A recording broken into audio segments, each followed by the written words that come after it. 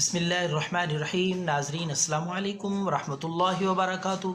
पेश खिदमत है ख़ारिश के लिए, एलर्जी के लिए बहुत ही कीमती नुस्खा।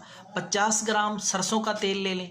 50 ग्राम सरसों के तेल में आप 7 अदद लहसुन के जवे बारीक दाने 7 अदद, उनको जलाएं अच्छी तरह। जब वो काले स्याह हो जाएं, जल जाएं, तेल को उतार लें, पुन लें, छान लें। वो कचरा वगैरह, वो लहसुन के जवे वो निकाल दें, पुन कर, छान कर।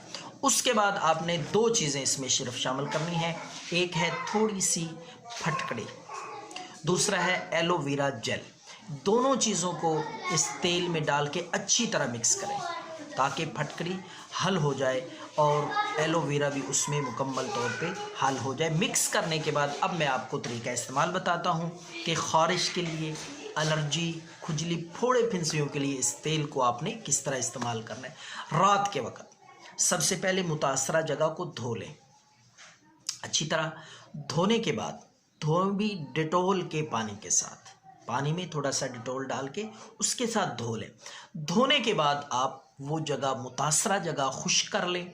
खुश्क करने के बाद आप ये जो तेल आपने तैयार किया है, फटकड़ी और लहसुन के जवे जला के और एलोवेरा, ये तेल आप उस जगह पे, मुतासरा जगह पे लगाएं।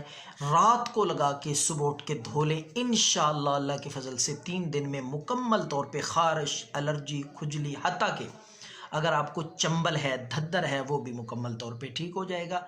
ये ज़रूर इस्तेमाल करें। दुआओं में याद रखें।